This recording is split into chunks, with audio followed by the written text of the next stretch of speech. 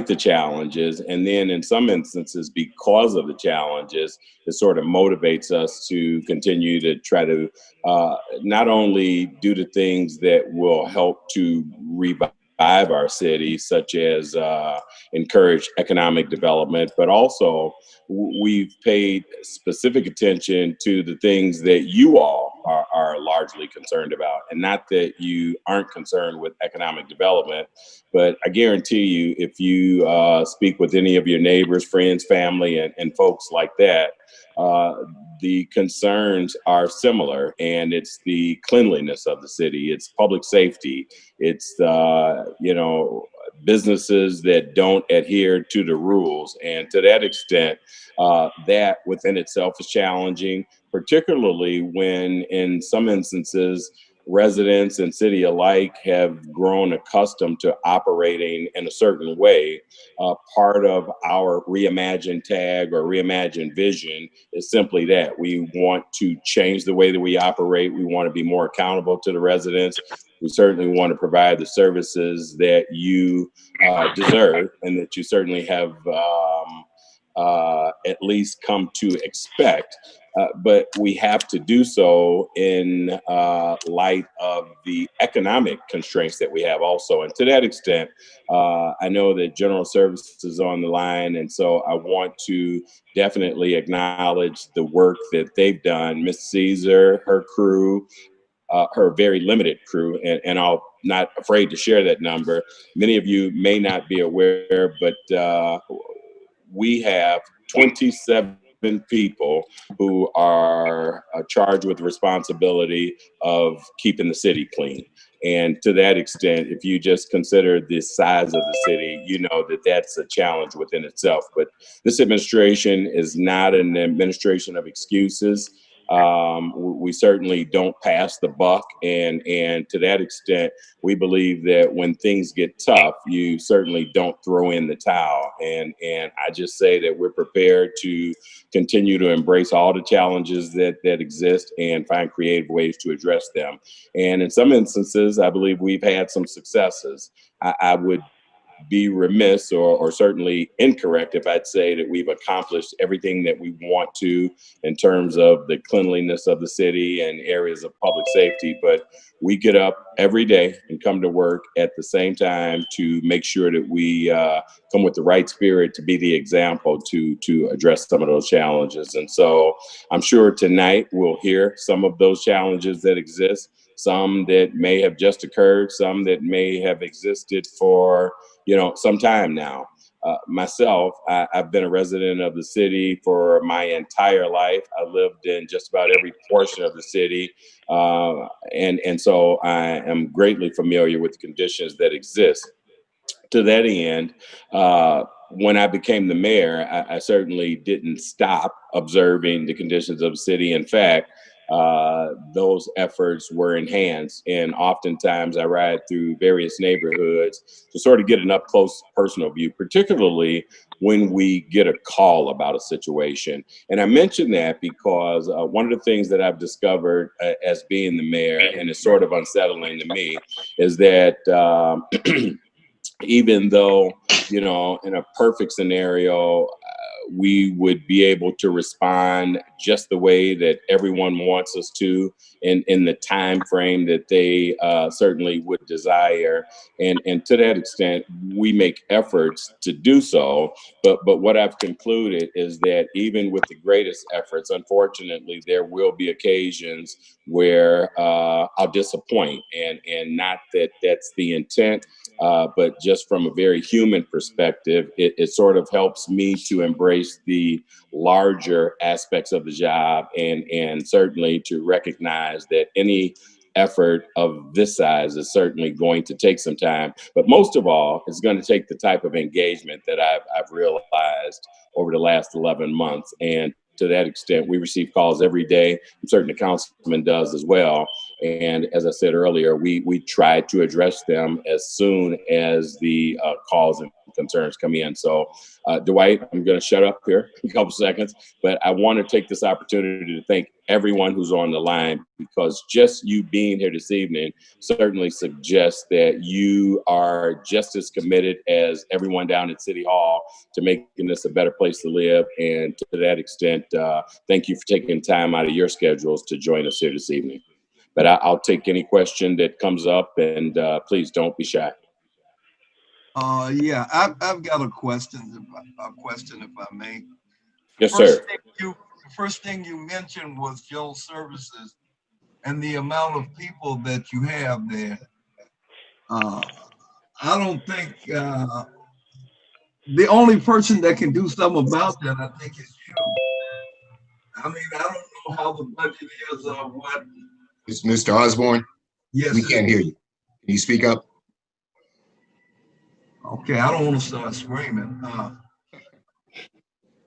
Can you hear me now? Yeah, that's much better. I can hear you perfectly. Yes, sir.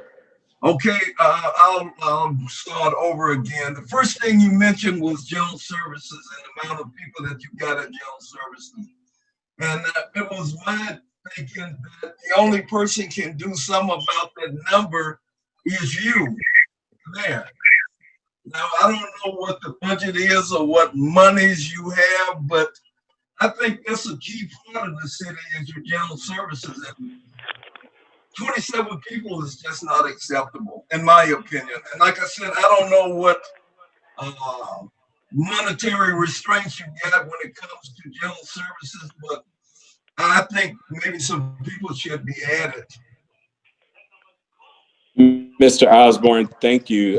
You hit the nail right on the head, and I'll start with the latter part of it. The 27 persons that are there are a result of the budget that was passed prior to this administration. And I'm not, pointing the fingers or shifting the blame, but the point is that's, what we were left with. And the reason it is largely due to the budgetary constraints. Having said that, one of the things I also mentioned is we look for creative ways to get the job done. And so earlier in the year, some of you are aware, because I've received calls from at least one person about us ending the city's collection of recyclables and placing that into the waste hauler category. And the reason that we did that is, A, we found that it would be more economical and more efficient the other way. But in addition to that, it allowed us to add, or is going to allow us to add, additional personnel to the General Services. But to your larger point, you're right. It would certainly be a collaborative effort of the administration and the council to pass a budget that certainly includes additional personnel. But Mr. Osborne, the greatest point there is you have to have the resources to do so. And without going into, specific numbers this evening with you, I assure you that if it were there, I mean, that would be one of the first areas that we certainly look at, because going back to the campaign, we had 3 specific goals. One was to enhance our public safety. One was certainly to get a handle on our finances, right? And get a true and accurate depiction of them, and then share that information with you so that when you have questions like you have now, it'll be a little bit more clear than just me saying that, yeah, there's a shortage of resources. But the last one certainly was to clean the city up. And that's something that's a goal. That's something that, me as a resident, separate from being an elected official, certainly wants to see. And it's something that we'll continue to pursue, for the duration of this administration. In addition to that, we've also enlisted the assistance of several partners. We actually have people who come in and volunteer to assist with General Services, in addition to contracting out with vendors to enhance some of the efforts. And so from a budgetary perspective, the number, and I believe it's 27, it may even be less than that today. But in any event, in addition to those persons, there's other avenues that we take to make sure that we are able to get some of the work done, or at least be able to address it in a more timely fashion. Okay, I just got one more thing, and then I'm going to. Yes, sir. I'm going to put a zipper on it. you know, with code enforcement, there's revenue that can be gained by the city if the job was being done by code enforcement. And I'm not saying they're not doing the job, but I don't see any results because I've got a house across the street from me, 5110 Washington, that's a dump site. The person that owns the property uses it as a dump site. And if I wanted to sell my property, I couldn't do it because nobody wanted to buy property across the street from a dump site. Now, Sure. the president of the community block club has sent pictures in to 311. I can't name the amount of time. I don't know what's going on. I haven't seen anything done. The person that owns the property does not live in the city. He lives in Illinois.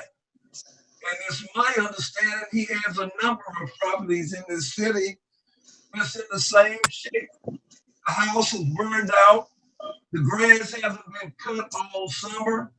And he takes the debris from all of his other properties and brings it here and dump it. And that's unacceptable. I mean, something has to be done about that. And with that, I'll stop. That's okay, Mr. Osborne. Thank you. Can I answer that one? I'm sorry? Can I answer that question? Our code Who's that? enforcement officer, Brandon Nickel, Hey, how you doing, sir? doing. That is my area. I have Glen Park.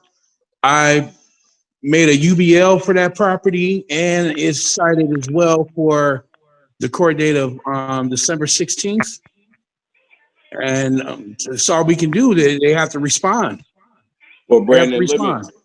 let me share with, and Brandon, I didn't realize you were on the phone. I'm glad that we have code enforcement here also. And so what Brandon was speaking of, Mr. Osborne, and to everyone who's speaking, is a new approach that this administration has actually established to address those properties. As you know, the situation that Mr. Osborne described exists probably in just about every neighborhood that you have in the city. And I don't offer that as an excuse, but I mean, that's just the reality of it. And so we have to address each and every one of them. The challenge is as Mr. Osborne pointed out, some of the properties are still owned by someone.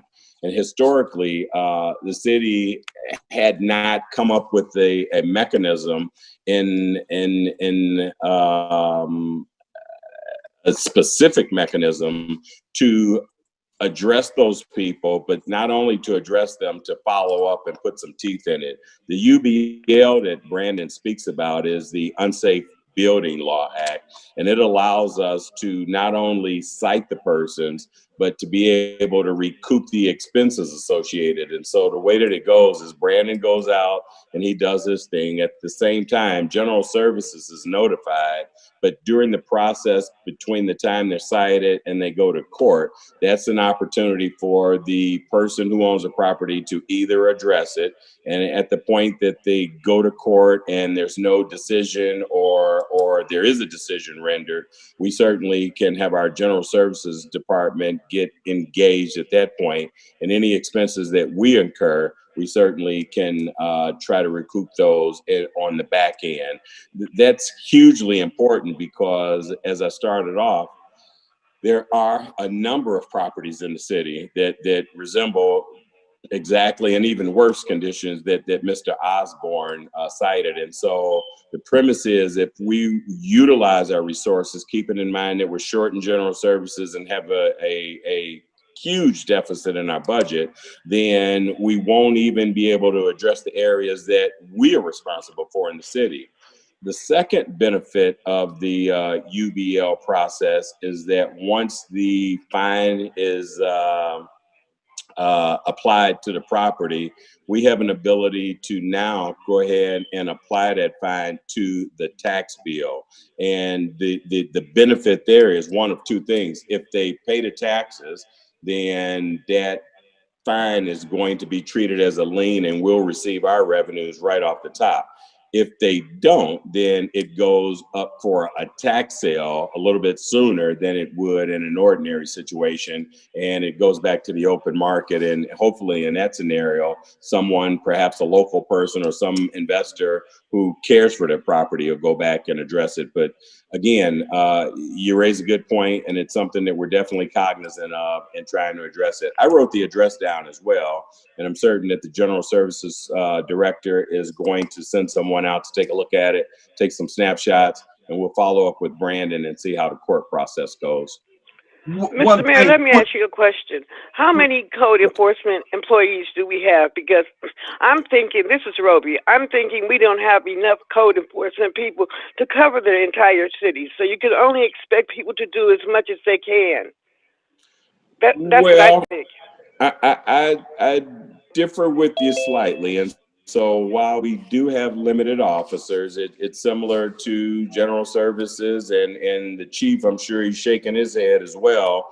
We have, a difficulty enhancing our public safety numbers as well for the same reasons as we discussed earlier. And maybe at some point, in this, I'll give you all just a little snapshot of how we got here from a budgetary perspective. But to answer Roby's question, there's one code enforcement officer per district, but also we've assigned 2 people from the administration to assist with them as well. And so that brings us to a total number of 8, and that including the new approaches that we'll have to address code enforcement violations, we believe will help to enhance our efforts. It won't solve everything overnight, but certainly I believe we're heading in the right direction relative to code. We're completely restructuring our code enforcement department.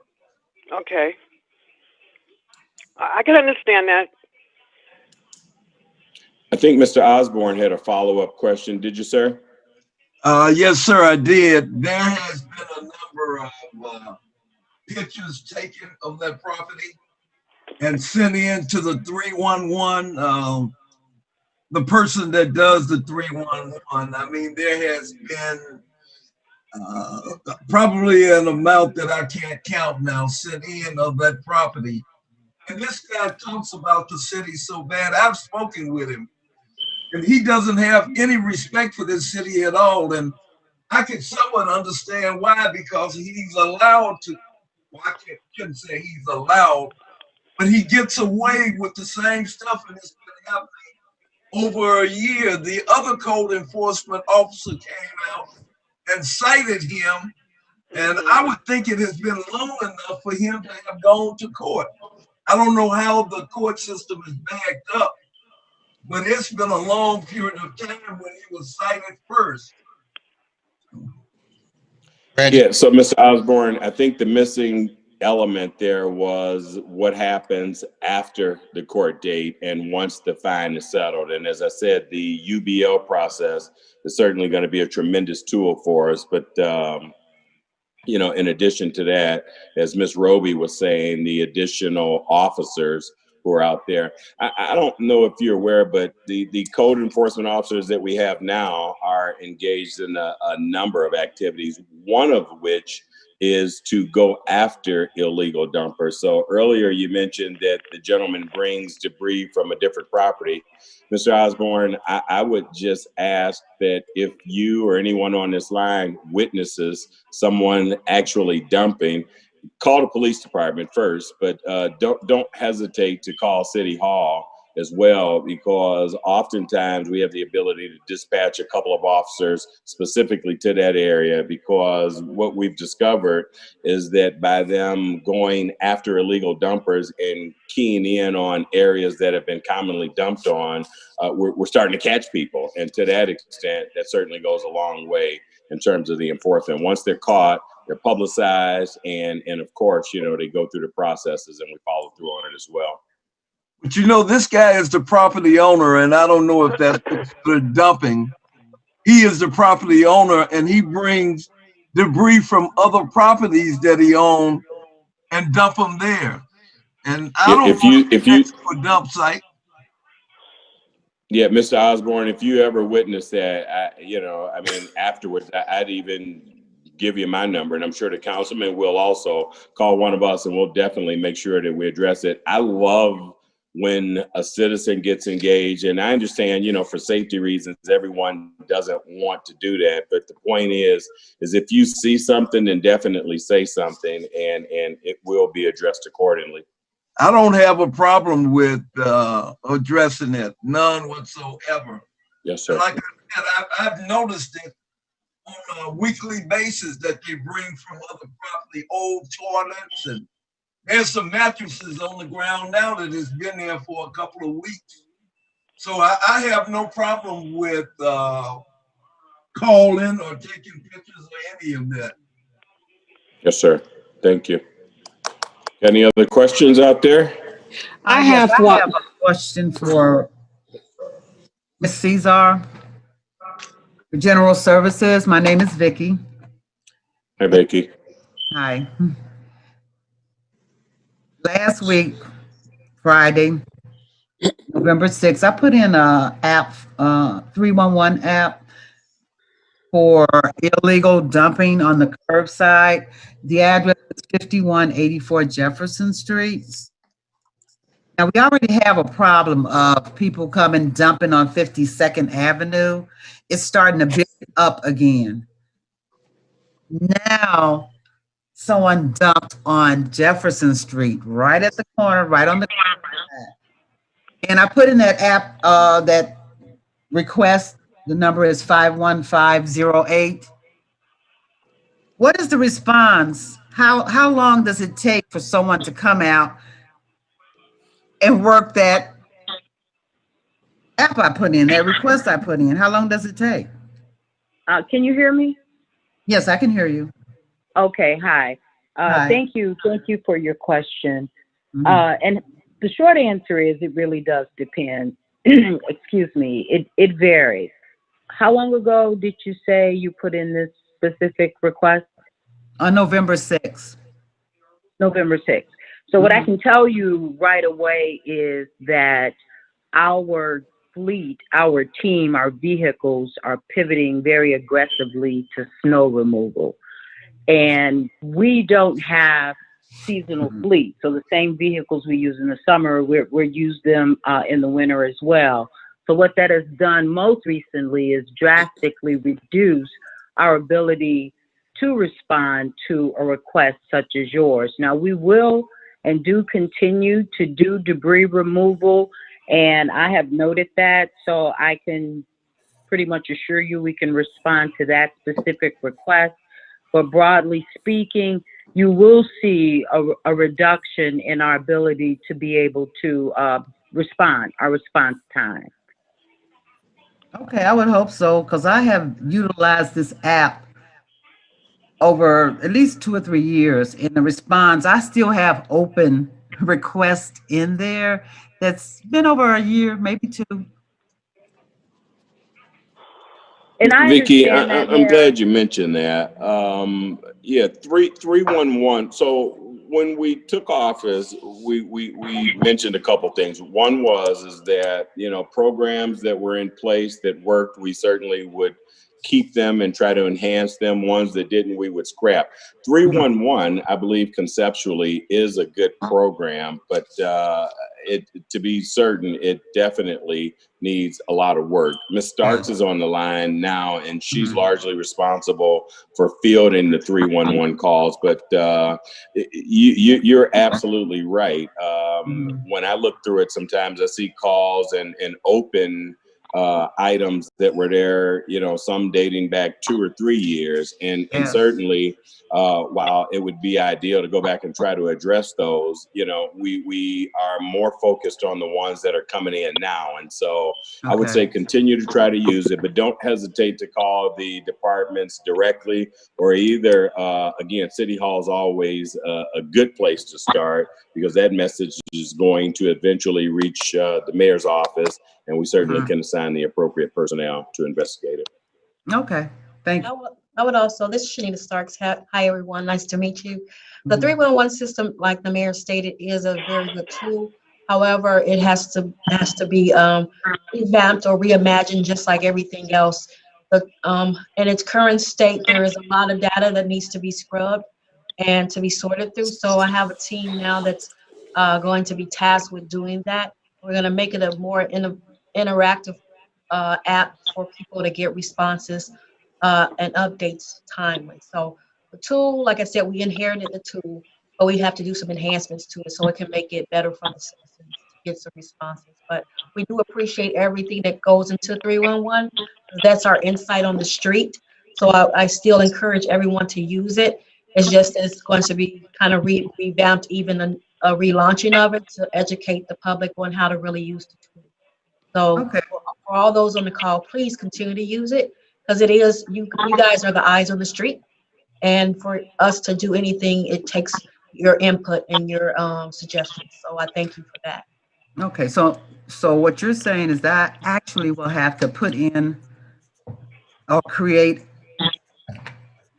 a request and then call it in and give you a number? If you already That's have the a only number, way, that's the only way it seems like I get any response from the 311 app. yeah, I have someone right now that you can call into City Hall at 881-1300, and she will direct those 311 inputs. So Okay. that's the new addition to it, where we're having more correspondences about what's in 311 to help direct some turnaround time. So we are actively trying to enhance that for the public. Okay. All right. Thanks. Saw that Ms. Simpson had a question, and then there's one question in the chat that we'll take after Ms. Simpson. Good evening. Thank you. Thank you. Good evening. I had a couple of concerns. One is the garbage removal. I understand that there's going to be an increase in our payment for garbage removal. I moved here from Griffith, and I do miss those amenities of my garbage removal. And one might say, well, gee, how could you miss garbage removal? Well, it was a very nice a suite of a nice package that each resident received. And that included, for those who participated in recycling, could get their items in a yellow container, garbage container, and it was taken for recycling. Garbage, of course, went into a blue bin. And then there was, during the summer through fall, there was grass leaf removal. And what I like about that is you could blow your leaves to the curb and a big truck would come and suck up all the, giant vacuum truck.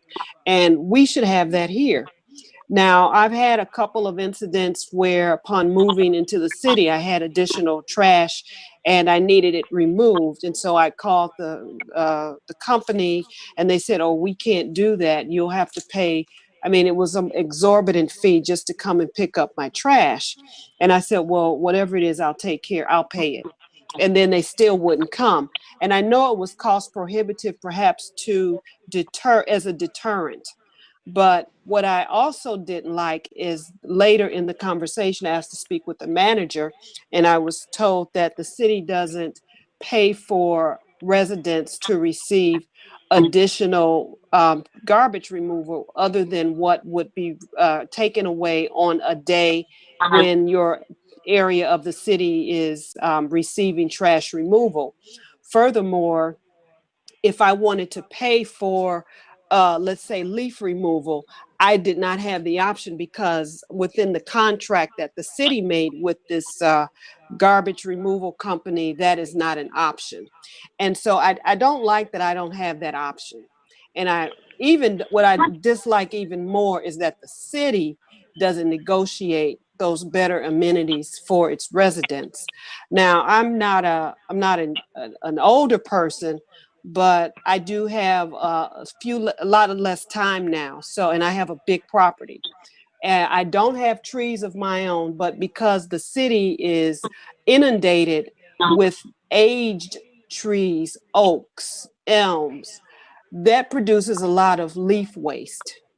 And unless you have a good heart and you're not in any ill health, you could go out there and probably blow and rake for the weekend.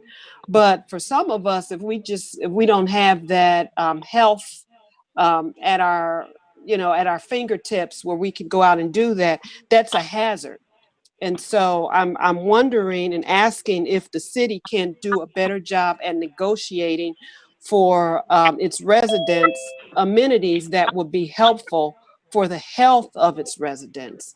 And you might think it's a small issue, but it really isn't, because there are a lot of trees. This city is densely populated with trees that are not taken care of, number one. So therefore, they're continuously producing yard waste. And if I don't have a tree, I still am responsible for keeping and managing my property, which I do. So that's one issue. The second issue is there's a property next to me, and it's 704 West 46th Avenue. And it runs it takes up the whole corner. It's a corner property, which is burnt out. And it's burnt out. It's just been burnt out, and there doesn't seem to be a plan for it. And this summer, a company by the name of Last Sons Concrete, they came and dumped a tree. They had a tree cut up, and they just dumped it on the property. Now, I've complained to the city, not just 311, but he's also a contractor who was doing work for me, which he never finished, filed a complaint. They generated some type of a ticket. I guess it was from the 311 office. And that has yet to be removed. So whenever I look out of my window, I see not only a burnt out house, but now I see debris from a tree that he has dumped in that property. And I don't know how long how long it takes. Now this happened in June or July, and now we're in November, and it's still sitting there. And lastly, I've had this discussion again with Dwight regarding the property at 4750 Broadway. Someone is continuously dumping what amounts to a house or an apartment. And my property, my commercial property, is right next door. And so it tends to just kind of bleed into my property. And I'm at my property almost every day. So I go there and clean up. But the residents who live on the behind that property on Washington Street there, 47th and Washington, they I don't know if they're renters or what, or owners, but they have a problem with their garbage staying in the garbage container, and therefore it too just litters the entire alleyway. Food, boxes, you name it. It's just out there. Thank you. Yeah, thank you. And I took notes on all of your concerns. I'll try to answer, starting with the last one, 4750 Broadway. I'm sure Brandon's writing that address down. Brandon, go out there tomorrow and take a look. First, see if they've been cited and what the status and the history of it is. But certainly, if they haven't, we need to get them cited and then follow back up. And if you need any additional assistance, let us know.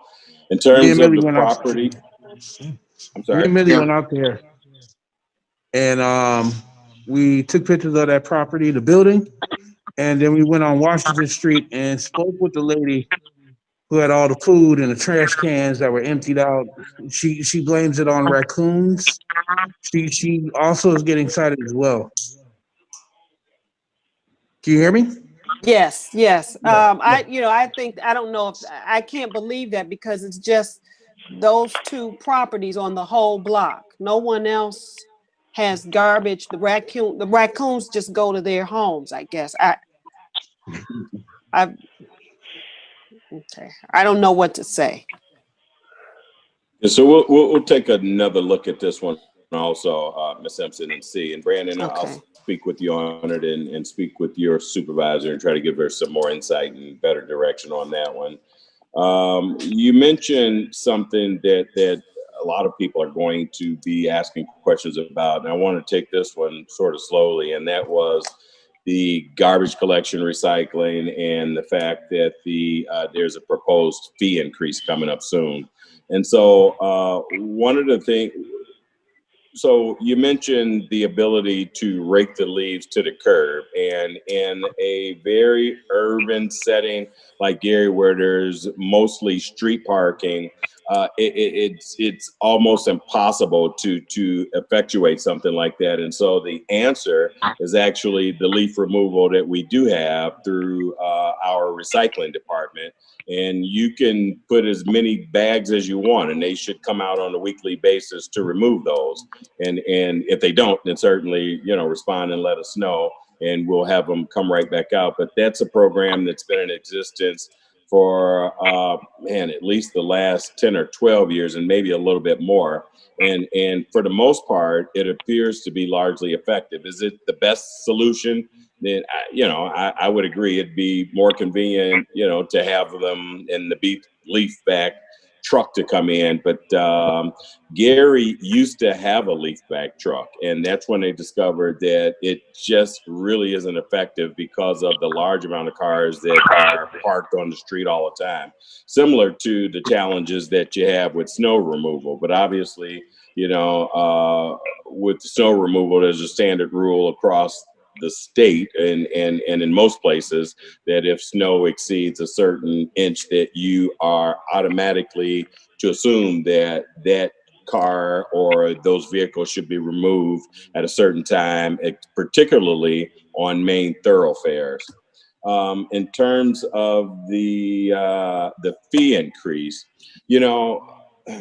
so I'll just talk some specifics. The fee increase is necessary for a number of reasons. One is that it was discovered about 12 years ago that, like other areas, the city simply didn't have the ability to continue to do it in-house. Couldn't maintain the trucks that they had, certainly couldn't maintain enough personnel to do it. And to that extent, like most communities, they sought to contract it out to a private hauler.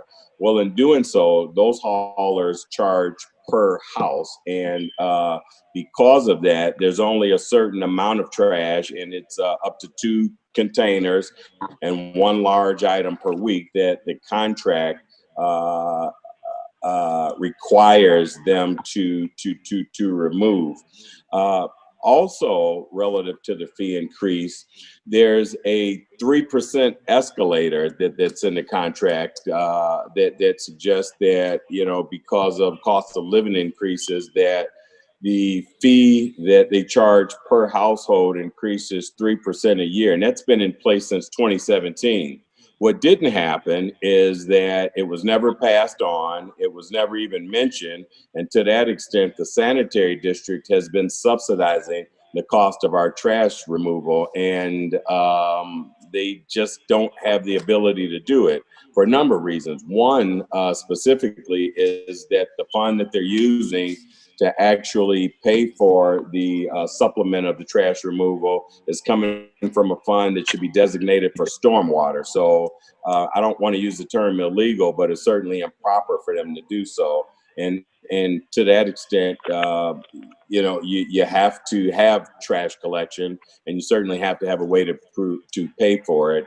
And outside of passing it on, or the city absorbing it, which, we've pointed out that, general services, police department, and other areas certainly have difficulty maintaining those services. It'd be really difficult to even conceive that the city could absorb another fee that's passed on.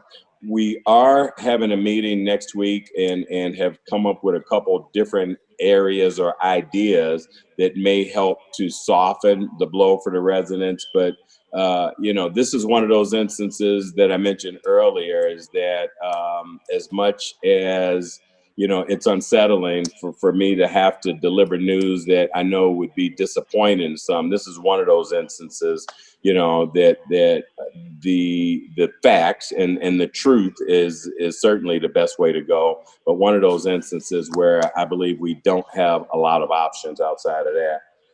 Recycling, I don't know if you had any particular concerns about that, but it should be picked up at the same time as your trash collection on the exact same day. But the challenge there is those folks who work for that company, they leave their site at about 5:30 in the morning. So conceivably, they could be to any particular location, depending on their route. At the very earliest, I would say would be about 6 o'clock. And once they make a pass through, they aren't required to come back unless, of course, you know, someone did have their trash out or an entire block was out and they missed. Then obviously you call our department or either the waste hauler directly, and they are required to send someone back out. Lastly, in terms of items that you need to dump, there is an ability to do so. I believe it's once or twice a month at one of the transfer stations. All residents, Gary residents who can prove that they live here in Gary, are allowed to take trash to the what do they call it? The transfer station once a month for no charge, and that's an additional service that's part of the contract also. Okay. And for individuals who are doing illegal dumping, as I mentioned, the company was doing work at my home and a neighbor called me. I called the contractor and told him that he could not do, I said, you can't do that. You can't dump your debris anywhere, especially if it's illegal. And I definitely don't want it outside of my door. And it remains there to this day since the summer. And I don't know what recourse I can take. I mean, I do, but I want to be, I want to follow the laws. Is this at the 704 West 46th? Yes. And one of one of the persons, so I guess from the building department, came out and took pictures, and I've not heard from him since. Yes, ma'am. It's probably being processed, but in the interim, you still have debris and trash there. And so, as Rachel said, we're transitioning into, you know, prep for the winter and snow removal. However, in some instances, they do have the ability to come out and address it rather. I'm sure she's written the address down, and if they could get to it within the next week or so, I'm certain that she'll schedule someone out to come out and try to remove it. Oh, that would be great. Thank you so much. Thank you. Mayor, one other thing. So we get a message here. I'm sorry, someone go ahead. You know, when we talk about Urban Osborne, when we talk about additional fees, there was an additional fee charge for wheel tax. I haven't seen anything happening with the streets, and I know they saying something about the COVID-19 and that kind of stopped a lot of the street paving, but I see other towns and cities getting street paved. What's going on with us?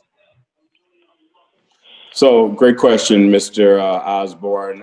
There is a wheel tax, and I'm not exactly sure how much it produces, but yeah, COVID, from our perspective, COVID-19 didn't have a lot to do with our inability to pave this year. It was simply not having enough resources to cover, you know, a large scale area. We have designated some streets. We also are going to receive some CARES Act funding to be able to do additional paving, but that won't start until the spring of next year. And it's an extension of what was already scheduled or what had been scheduled prior to this administration, and certainly I'm sure that there are some additions. In fact, I've received a call about a couple of streets right within you all's area that we came out, took a look at, took some pictures of, made sure that we're on the list also. But when you think of paving, you have to consider the larger context, and that is that this city is 54 square miles, and when we compare it to other cities, I think that's fair, right? Because, you know, we've come to know what a decent and properly functioning community looks like. And so, yeah, that should be the basis of a comparison. But I think it also should be a fair and realistic comparison because with the larger city, then obviously it requires more resources.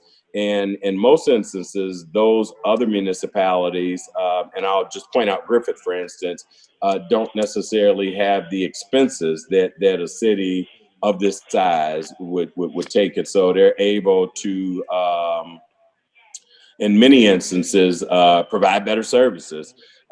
Also, I guess you would also have to consider just the historic aspect of what has occurred. You know, we're in a situation where a lot of the conditions that exist have done so for quite a while, and you know, I wish I was able to address everything, you know, like today and make everybody happy, but that's, you know, just not a realistic approach either. But I assure you that all of the concerns that are shared this evening are going to be taken very seriously. And as we progress, you should start to see incremental enhancements, not only in service, but in the overall aesthetics of the city.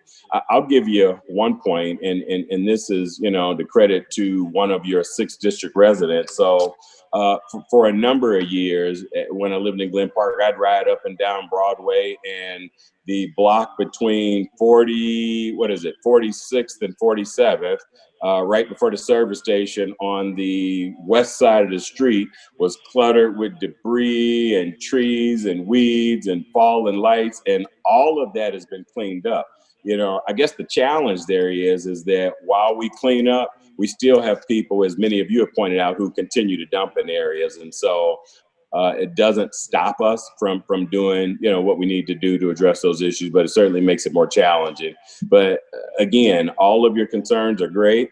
I would say continue to do what you do. Call it into 311, call it into the mayor's office. And if you don't get a response in a timely fashion, don't think that you're bugging me or anyone, because I come from a long line of service. And although we aren't able to address those issues as promptly and as immediately as I would like to me, service means that you find a way to resolve all the issues and you don't stop until it's done. And you know, as long as I am the mayor, and I certainly will continue to address it in the manner that we have and only try to get better. One other thing, Mayor, would you accept volunteers for code enforcement? No, sir. No, I'm just kidding. Yeah. At no pay? Absolutely. So we'd have to figure out a structure and think about things like insurance. But listen, I will accept volunteers for anything.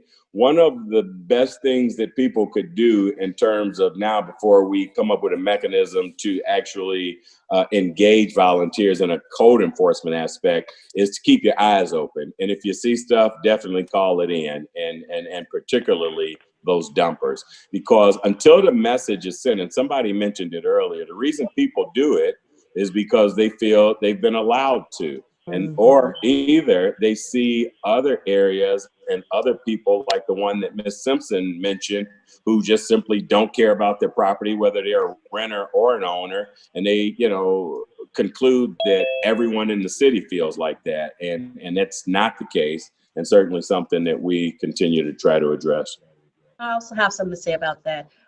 Just for the community in itself, we're trying to get the message out that we're not tolerating that kind of behavior anymore. So it's a new learning just to get people aware that we respect our community, and that type of dumping, and it's an eyesore for all of us who live here. And we can clean up one area, because I'm working with all of the council persons, as well as a lot of volunteers, even during COVID, to try to address some of those areas. But we have to get the message out to other residents of other areas that we're not going to tolerate that dumping anymore. We just have to put the message out. And that's one of the things that we're working with. That's why I'm trying to restructure the 311, even coming up with a campaign to let the communities know around us that if we find you, we'll find you. I mean, that's just basically what we have to kind of get it down to get the message across. So everyone on this call, just know that that is one of the big concerns of this administration, is to try to clean up the city. But it's a collective effort. And if you don't say something, like the mayor said, we can't do anything. So it's just a lot of hot spots that we've cleaned up. And the next week is back again. So those kind of things are kind of frustrating to some of the personnel who are out there weekly, but it's something that we're going to work through if we work through it together. So that's really the message. Without all of you guys on the call today, we can't do the job that we're doing. We're working with a limited staff, but we have made a lot of efforts, I think, during the COVID-19 especially. The technology is available. The technology is available to take care of a lot of those problems. Cameras would do it.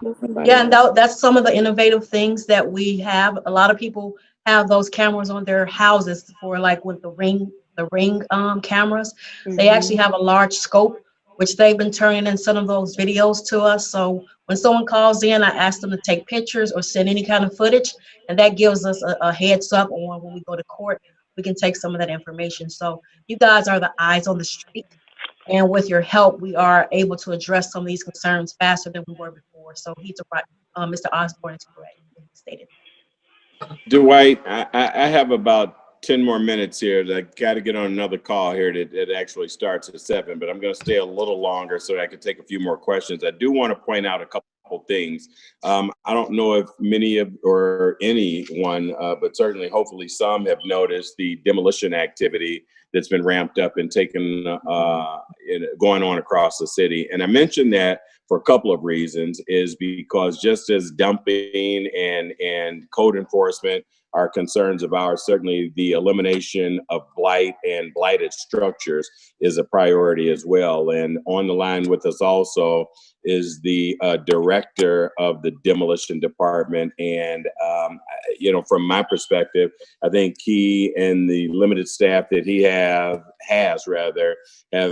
been doing a very good job with identifying and making sure that these structures are processed in an effort to get them down. And to that extent, after the season is over, I'm sure there'll be still cataloging additional structures. So if there are structures in your neighborhood or areas, that you feel have been there for a while and should be demolished, by all means, get that to us. We'll make sure that Mr. Kirkendall gets it on the list, and he'll do his due diligence from there. In addition to that, there was one from Raven Hall, who's on the line. She's a city employee, works in the Department of Public Works. She says Gary residents can take their items to the Republic transfer stations at 1525 Clay Street, or if you're on the far west side of town, which that doesn't relate to any of you, but if you have neighbors or relatives who live on the far west side of town, there's also another transfer station. It's just outside of the city in East Chicago, but it's on 102 West Columbus Drive, and the hours are Monday through Friday, 7 to 3. There was one question that came through from Amy Larios, I believe. Hopefully I said it correctly.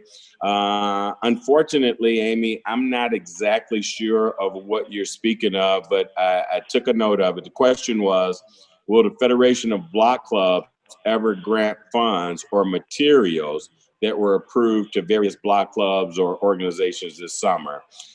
Amy, I think that's a great question. Unfortunately, I don't have an answer, as the Federation of Block Clubs is not actually an entity of the city, but we'll certainly follow up with them and see if there's any funding or exactly what they are. We attempt to work with any group or entity that wants to engage with the city. And so going back to Mr. Osborne's question, will we accept volunteers? Without question, and there's no doubt about it. And volunteers will be respected and treated just like anyone else who puts their efforts and energy and resources into helping enhance the city. I had one question around safety. Yes, sir, Mr. Wilford. We're in the Morningside subdivision, and we're hearing a lot of gunshots lately. I mean, I don't know if that's being addressed with the police, but it's been quite often weekends, late nights, early mornings. We're hearing a lot of gunshots. The second question is, I know that we have a lot of deficits, we have a lot of shortage, but is there a plan is there a plan for the city to generate money so we can actually hire more people and improve our city? Mr. Wilford, that is a great question. In so many ways.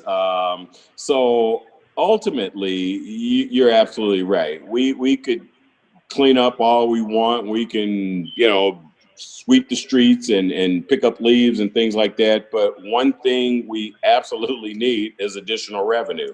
And there's only a couple ways to do that. One is to have some sort of program or project that would generate that type of revenue. And unfortunately, we don't have such a project. And when I put it into proper context, you'll understand exactly what I mean. When I was the county assessor, I did some estimates as to how much assessed value. So let me just back up. So because I'm talking things that I'm familiar with and some people may not be.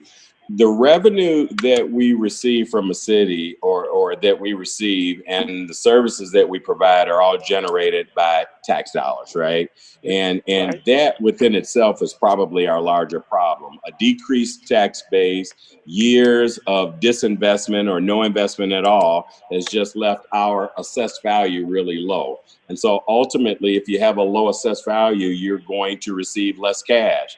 That coupled with the fact, and this is probably was you know, I don't want to say the death blow, but it certainly exacerbated the issue that we have with a low tax base, and that was when the laws change of how we actually tax people or tax residents and businesses, that within itself created an additional deficit. And what I'm specifically speaking of was the introduction of the tax caps, 1%, 2%, and 3%.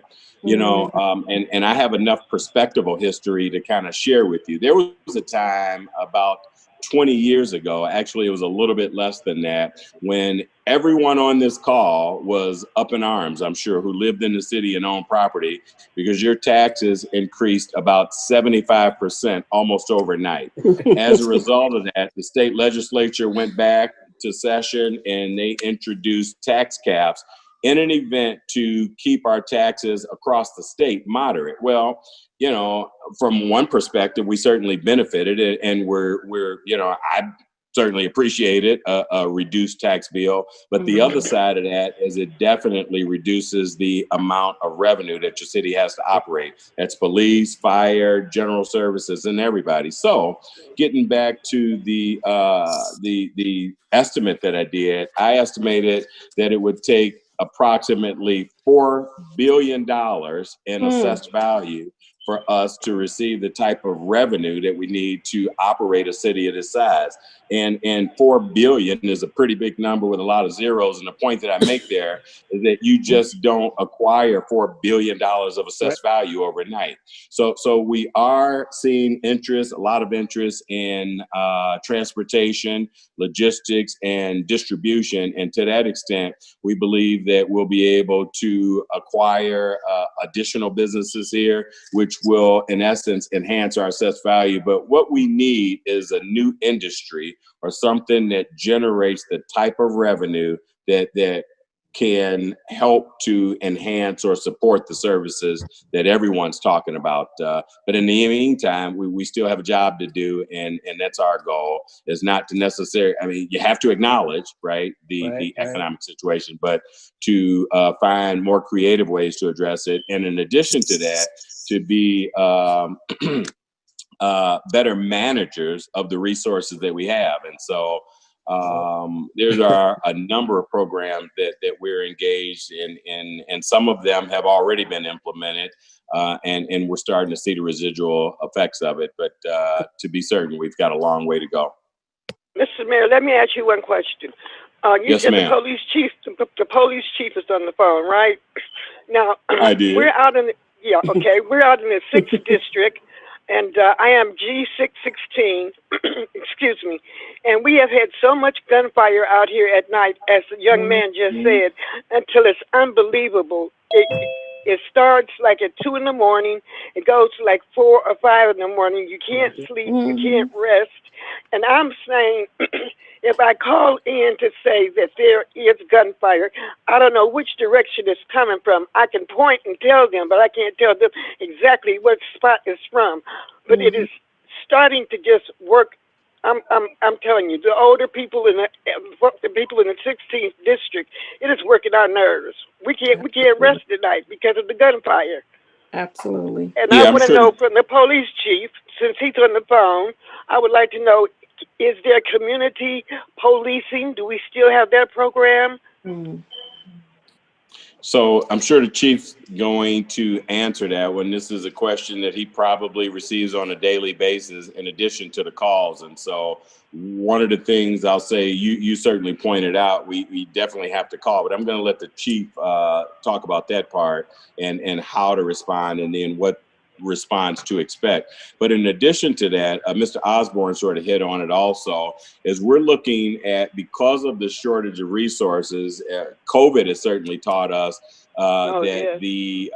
the presence of technology can certainly help us to provide some services that we ordinarily may not have been. And one of the things that we're looking at, and the chief will certainly speak to that also, as we've had discussions, are cameras, right? Such as a spot shotter type of system. And in fact, the city actually has one in one area, and perhaps the chief will mention that. But in addition to that, license plate reader. Why don't I just let the chief? He could probably talk about it much better than I can because of his Okay, Mayor, familiarity. thank you. Chief, are you still there? Also, Your Honor, Yes, before Ms. the chief Brown. I gets know the started, voice. yes, before the chief gets started, I would like to add, for the individual that spoke that lives in Morningside, I would like to I would like to tell them that some of our neighbors in Morningside, they are legally armed and they do have weapons. And when they hear a disturbance, and they are seniors, and when they hear a disturbance, they don't have to go outside. They will use their guns. They're usually firing in the area, up in the air, in order to discourage anybody that thinks they're in the wrong place. They will find out very soon that they are in the wrong place, because my neighbors do use their legal weapons to deter anybody that's in the area and shouldn't be there. So yes, Thank you, Mrs. Brown. you will hear gunfire in Morningside. Thank you, Mrs. Brown. You're so welcome. Thanks, Pat. The chief's on the line. I see him prepared to respond. Chief, if you will, please. Yes, good evening. I'm want to respond to everything that was said, especially the gunfire.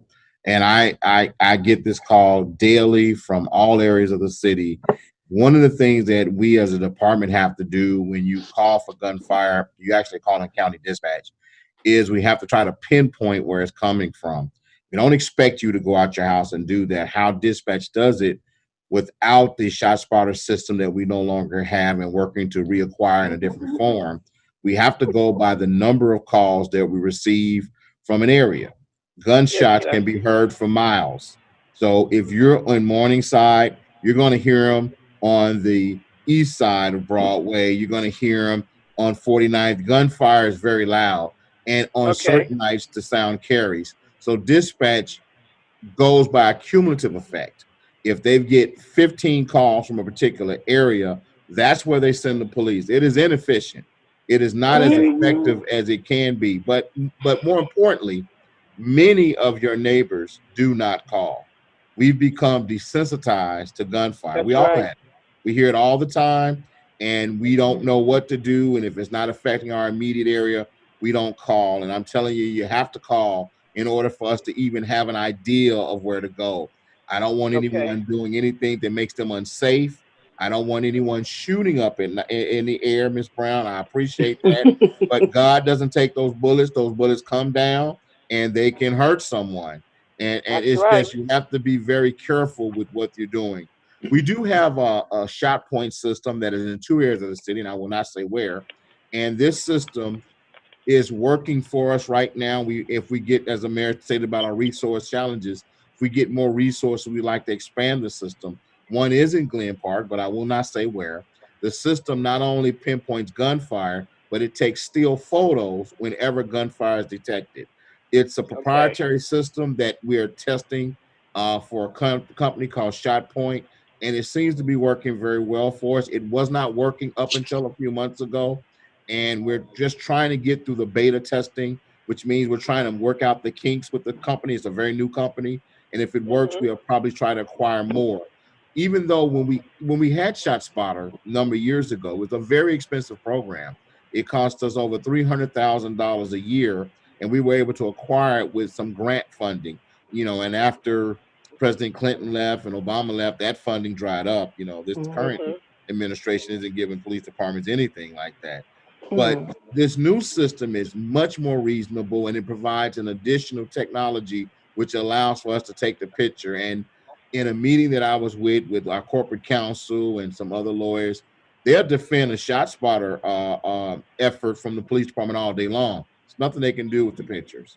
So that's one thing that we have to do. And the Ring doorbell system is also another program that I encourage every citizen to get, whether it's Ring. I'm not a Ring doorbell representative. I don't care which system you get, but those companies have a public safety forum that we can get the data without you asking or letting us know. You go on their public safety map, you can see various departments on it. We're on it and we can see it. Last week, Councilman Williams called me about a situation where there was some gunfire and some damage to a home, and the individual citizen called the next day, and the officer got there and said there was nothing he could do. He was absolutely right. There's nothing he can do but take a report about, no, it wasn't gunfire, I'm sorry. It was something else. It was, Chief, it was actually someone that was poking around the neighborhood.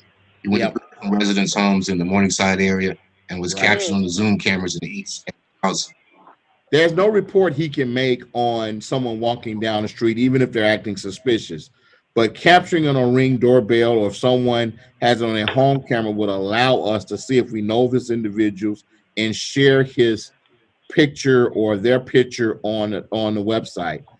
I'm in negotiation with the Ring doorbell now. It's just a process of us asking to be put on to their public safety neighborhood forum.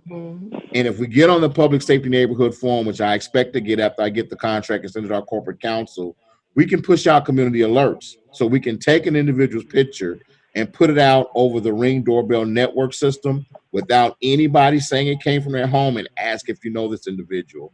A picture solves crimes. Pictures help us. Videos even better.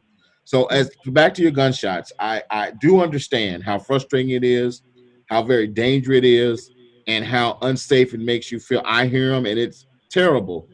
But we need you to call. The only way we can find out where they're coming from without the technology is by the number of calls that we get, and they're going to send the officers to where we get the most calls from. It isn't effectual, but we have to do our due diligence and call, because many of us don't even do that because we've just become desensitized to it. And I just encourage you to stay positive about it and continue to call us and allow us to come out and help. And understand that part of this district is patrolled by our Lake County Sheriff's Division, as well as IUN. They're great community partners. They're great law enforcement partners. They will also respond to calls in the community as well. Thank you so much.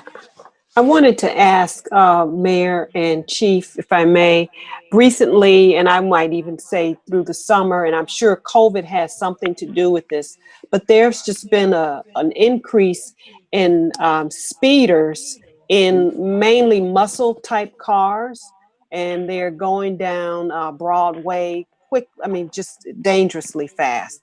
Also down Harrison Street, many of these streets that have, they're pretty nicely paved, and they're getting away with it. They don't even stop at stop signs. They just run right through them. And I've noticed the increase since the summer, and wanted to know if there's anything that's happening with that. Are they being held accountable? What's happening with that? I'll go with that. They're doing that all over the city. Anywhere there's a paved road, they're speeding, particularly in the neighborhoods. And COVID has greatly affected that. I don't know what it is. Well, I do know COVID has affected the emotional stability of our nation. It has made people stir crazy. It has made our individuals anxious to do things. And with all the civil unrest, people are more likely to do things and expect not to be challenged by law enforcement. So what we did was, in some of those areas where we received the most complaints about, we moved our Operation Pullover program to them. meaning that we have increased traffic control there. But I've seen it just today in between this meeting on the way back. I stopped the car.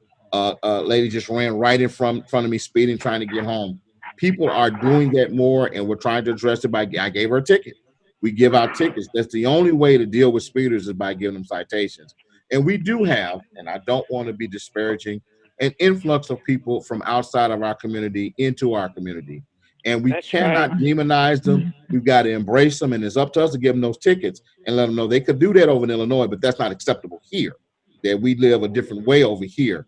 But they're part of the community. 250,000 people were displaced from those areas that I'm talking about, and many, many of them are in Northwest Indiana.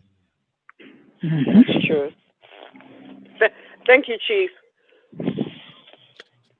Yeah, so before I go, I want to thank everybody for your attentiveness this evening. Councilman, thank you for hosting this forum, and thank you for the invitation to participate with you. I wanted to acknowledge the fact that we have several city employees, and the reason I want to is because it's 7:17 at night. Most of them have been off the clock for at least 3 hours, but because of their commitment to the departments that they serve, and that includes the council representatives. I see Ms. Williams, Ms. Smith is on the phone, of course, Mike Gonzalez, Raven Hall, Cedric Kirkendall, Rachel. Those are all folks who have been committed to the city for some time and who get up each and every day. And as I said earlier, I think in most instances, it's not despite the challenges. And in talking to many of them, they come to work because of the challenges and because they want to see a better city like everyone else. So I definitely want to acknowledge them and thank them for their efforts. And let's just say, you know, continue to work together. We'll be hosting other forums throughout the city and certainly in your area here soon. And we'll make sure that the councilman knows about it so that he can distribute the information. And hopefully one day we'll all be able to get together again in the same room. But looking at our recent numbers that are occurring with COVID, we're actually at a higher rate than we were at the beginning of this when we had to shut the city down. And to that extent, tomorrow, to be completely frank with you, I'm actually in quarantine myself. Don't be too concerned. I'm okay. I haven't been diagnosed with COVID, but I'm waiting for test results to come back because about a week ago, I was exposed to someone within City Hall who was tested positive. The good news is that even though that person tested positive, they have not developed any symptoms, and I believe that they're doing fine as well. But the point that I make is that I believe that we haven't seen certainly the end of it. And in many regards, it looks like that over this next 30 days or so, we certainly are in for some challenging times. And so to that extent, tomorrow we'll be announcing, and I'm not certain if I'll be there, but Dr. Walker is certainly prepared and other city personnel to address and at least suggest additional restrictions that we believe we need to go to in an effort to keep people as safe as we possibly can. But ultimately, you know, we can implement all the restrictions you want. And much like the gunfire or the dumping in that, you know, it's up to people to be accountable. And so by all means, continue to do what you've done. Glad to see everybody's here and in good spirits, but continue to wear your mask, wash your hands, and unfortunately, this holiday season, I believe the best recommendation is to limit the large gatherings, you know, and that's probably about the most unsettling part because that's the time where we get together with our families. But listen, it's been great to be with you all. I really appreciate it. Councilman, if there's any additional questions for me, would you please share them with me? But some of our personnel will remain on the line also. So if I don't get an opportunity to speak with you, I'm certain that they'll share it as well. But thank you all for your attention. Thank you for the questions. And thank you for your participation this evening. Thank you. Thanks a lot, Mayor. Thank you. Yes, Thank you. I do have a question. I have a concern. Okay. Can you guys hear me? Hello? Is this I see dot 73. Yes. I have questions, and I'm just I wondered, how do you get things done? I live on the 51st block of Rhode Island Court, and for years I put in 311 tickets. It's a cul-de-sac. The cul-de-sac is over 40 years old. The street has never been paved, and I put in 311 tickets. And I contacted the former councilman Ranye Scott, Ms. Sparks, and I've called Mr. Shealing, came out a couple years ago, looked at our street. Our street has never been paved, and it's deteriorating. The grass and the weeds grow in the street. So when you cut your grass, you have to cut the street. We have two large trees in front of my house, 5125 Rhode Island Court and 5117 Rhode Island Court. And these trees have uprooted the sidewalks. A few years ago, I don't know who, they came out and paved and redid the sidewalk in front of two houses, just two, not the whole sidewalk, not the whole cul-de-sac, just two houses. And our sidewalk is in bad shape. It's a hazard. The former mayor drove in our cul-de-sac last year and looked at the trees and the sidewalk that in front of 5117 is probably up. The roots probably have uprooted the sidewalk probably almost 12 inches from the ground. And everybody on my block pretty much retired. It's no children, but children come from other streets to ride around in this cul-de-sac because they think it's a Ferris wheel or because of that sidewalk, but somebody's going to get hurt. The sidewalk, the trees, it's two that need to be removed. How do you get things done? But for years, I've been trying to get somebody to do something. How do you get things done? I'm always told there's funding issues, but over the years, something has to be done. Yes. So I'll answer that one before I go, and I'll start with the last part. The way that you get things done is exactly the way that you've been approaching it. You know, never give up, and certainly, you know, I won't use the excuse that this is a new administration and, you know, these conditions have existed for a while, even though, you know, that's a fact. The point is the way that, you know, so you mentioned a couple of things. The paving part, you know, we're constantly doing assessments of the worst streets because, as I mentioned earlier, it's 54 square miles and we just don't have the ability today to pave every street that needs to. But for me, it's a matter of prioritizing what are the worst. I've written it down. I'm certain that someone else on the line is going to write it down. We'll take a look at it. And, you know, the fact that it hasn't been paved, I could just about imagine the conditions. I'm very familiar with your block. The point is that, you know, something like that can easily be put on a list for upcoming paving opportunities. Sidewalks are going to be a little bit more challenging. So prior to this administration, there was a 50-50 program, if you will, and that may have been what occurred in front of the houses that you mentioned, where they came and did, you know, a couple houses. And I won't, you know, speak to the effectiveness of that. Certainly it was effective for the people who participated in it, but in many instances, it left a lot of questions of neighbors. Well, why didn't you do my street? But unfortunately, in the budget that was passed last year for this year, there was no resources allocated for the 50-50 program or for sidewalks. And so sidewalks are going to continue to be challenging. But, you know, with trees that have uprooted, again, I would probably place that at the highest of the priority list. And so essentially, I will get an opportunity to take a look at it. We'll send personnel out to take additional pictures. But ma'am, I didn't see your name, but that's not necessary. I appreciate your concern and you expressing it. Dorothy Starks. Ms. Starks, thank you.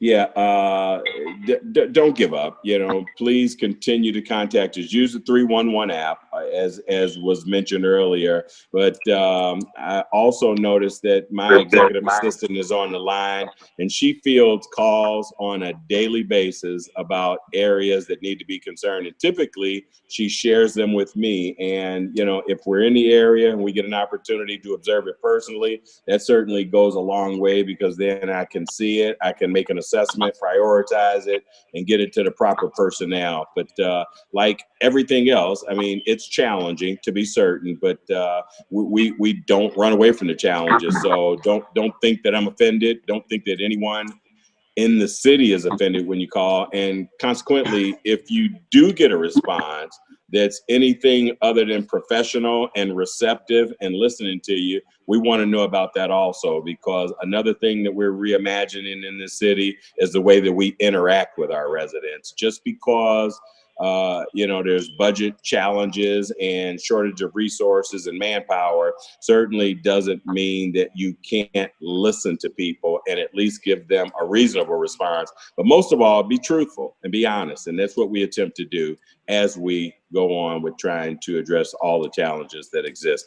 But, I know these other folks are waiting, so I better get off this line now. Thank you all for being patient and listening to me go on a little bit longer than probably was expected. But most of all, thank you for the opportunity to speak with you this evening. Thank you. I do have a question on snow removal. Our cul-de-sac doesn't get a lot of snow removal. So with the 51st and Rhode Island Court, will our street be paved this winter? Yes, it will be plowed. Can you hear me? Yes, I mean plowed, I'm sorry. Okay. It sure will. I'm noting that to be certain of that. And leaves, I called General Services Monday. I didn't get an answer from recycling. I called several times today. And I finally called this. I think it's something was wrong with your phone system today, but I called City Hall, and in terms, the person that answered the phone from City Hall transferred me to General Services. And then I was able to get through because I know the number behind 8828-445. And so therefore, we have leaves, and the second week on the east side is when our leaves are, the second and fourth week, our leaves are supposed to be picked up. Is that correct? I cannot confirm that, ma'am, but I can certainly give this address to the recycling department. I'll email that to them this evening, and we'll make sure that they both get your bags picked up as well as leave some informational flyers in that area. Okay. Alrighty, thank you so much. You're welcome. Good night, everyone, and thanks for that last question also. I'll see you all soon. Thank you. Thank you. Good night. Good night. Rachel? Yes. Thanks, Stan. We do want to address the snow removal.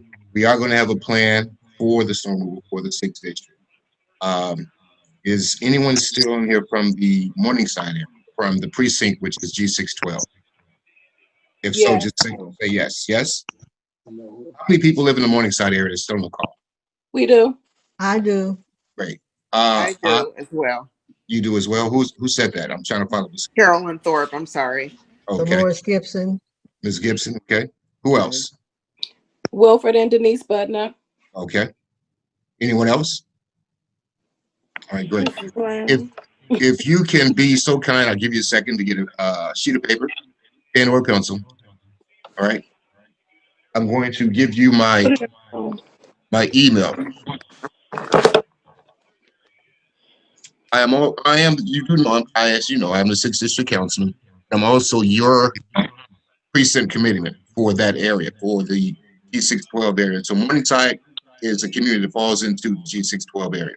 So I am going to give you my cell phone number as well as the email address. So let me know when you're ready.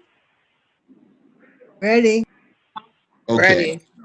Email address is D Williams, the letter D, all lowercase, D Williams at gary.gov. Okay. When I first took my seat, I was already moving ahead of what I should have been doing with COVID going and everything else. And I gave out my personal cell phone number. I want to give you guys my city cell phone number as well. So give me a second.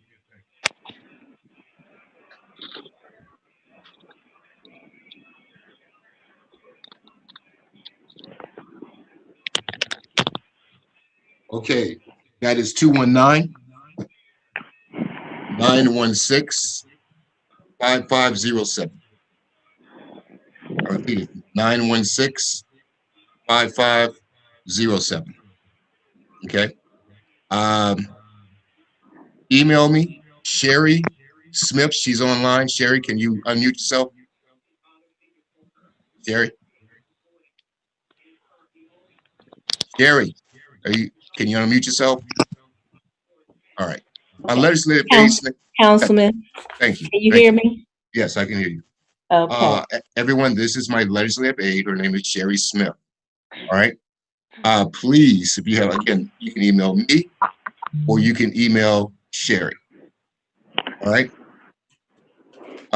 Sherry, can you provide your email for them? My email address is S as in Sam Smith, SSMITH @gary.gov. Everyone have that? Yes. Got it. Got it? Okay, great. So you have 2 emails to contact me through. Sherry is great at contacting me, letting me know everything, your needs, your concerns. Being the general services, again, is getting ready for the winter months. I know there's some concerns with probably, especially in Morningside, your alleys, correct? Yes. Morningside residents? Yes. Yes? Okay. Let's see, Rachel, can you discuss the pattern for or how we're going to attack the alley situation for them so they can get out? So I have a question before I address that. Are the alleys in that area, can somebody tell me historically what's happened during the plow season? Mr. Wolford, can you take that for me? A lot of these alleys are unpaved and pretty much somewhat dirt roads. So I don't know if it's difficult for them to maneuver through them or not. So I guess that's the main challenge there. A lot of the residents. That's the condition. Has the city typically paved the alleys in that area during the season? Not from the time that I've been in the area. So I've been here almost 10, 11 years now, and it's been the same. Some of our roads are filled with potholes, and so yeah, it needs some attention. Yeah, and the reason that I asked is typically we don't, unless there's a major snow event, councilmen get an opportunity to plow in the alley. And it's for the reason that you cited, primarily because of the condition. We wouldn't have any equipment left to work with, but due to the plowing priority, which we concentrate on the main thoroughfares and the secondary roads. But alley conditions oftentimes just prevent us from doing that. In emergencies or in certain situations, we're able to get GSD to help with that. And that's largely in emergency situations because they have much bigger equipment. But that continues to be a challenge. We ask folks, that area behind your garage, if you could, help keep that clear. And it just kind of depends on the snowfall itself. I mean, if it reaches a certain depth, that's just gonna restrict movement everywhere. But alleys are at the 3rd tier of our plowing priority. So I don't want to misrepresent that in the normal course of plowing, councilman, that typically doesn't include alley unless it's a paved alley. Now, in that event, we can make some accommodation for that and do so when we can. Does that answer your question? I do have a question regarding salt, since we're on snow removal. I know in past years, I've noticed that I can go literally from the city line to the next city, and I'm sliding through Gary. I get to Maryville, it's smooth sailing. So what are we doing as far as when we put out salt? Why is it different? Why do we wait until all the snow is falling and I can't even get out the street. That's So a good question. Yeah, no, I'm happy to take that question. And the easiest answer is Maryville, and I'm guessing, but I'm gonna say maybe is 10 square miles. And as the mayor pointed out several times, we're north of 50. So as it relates to roadway, it doesn't matter whether people live there or not. The goal is to clear the roadway. So the fact that they have such little to do is a tremendous advantage. I'm going to also assume that they probably, quite frankly, just have better quality materials. You know, there are categories of salt. Ours works it works, it's effective. It may not be the Cadillac of salt, but it is effective. But I think the main answer to your question is just sheer volume of roadway under our jurisdiction. That's the big difference in and of itself. Got it. Okay. One of the Wilker, I think, brought up our upcoming winter and potholes. And talk about potholes. I'm sure everybody is kind of familiar with the area of 47th west of Broadway. For about 3 blocks, there's nothing but patch on the patch. Man. I happen to be watching. Somebody here is for General Services. Maybe they can explain this to me. There was a crew out there. It was summer, late summer. They were working on the potholes, but I was under the impression that you only use cold patch in the winter because that's a temporary fix. The guys were just shoveling cold patch into holes. We're not cleaning the debris or everything else out of the hole so it has something to stick to, and they did not either tamp or what I've seen in other places, at least drive their truck over it. Okay, so how many times can they do this a year, talk about wasting money, instead of, let's say, doing it correctly, hot patch, and it's going to stay there. But then, you on mute? General Services, do you have an answer? Am I wrong on my assumptions?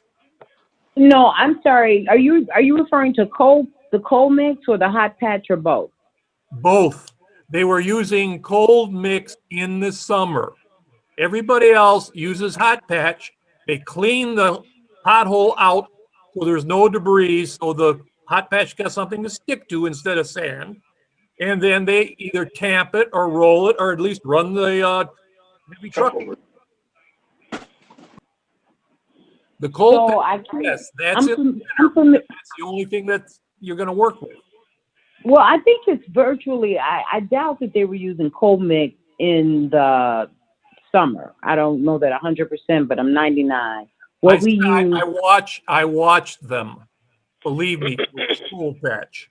They were putting it into the holes with shovels. There was no steam, no heat coming off of it. Now, after they did that, come about a week later, the potholes were back. I would expect that. I mean, that's what happens when you use cold mix, which is why it's sort of baffling that they would use that when hot patch is available through the summer months, as you obviously know. But now, is this a street that is really, because it came up earlier in our discussion, that this is one that would be on the paving list, 47? Yeah, that's what the crossing grants from Harrison down 47th and Harrison to Broadway. Yeah, it does need to pay. So all things that we could do this year in the summertime during COVID was to put the hot patch down. And that was Mr. Is it Robert? Yeah. Okay. Hey, Robert, how you doing? We've met, right? Got it. Okay.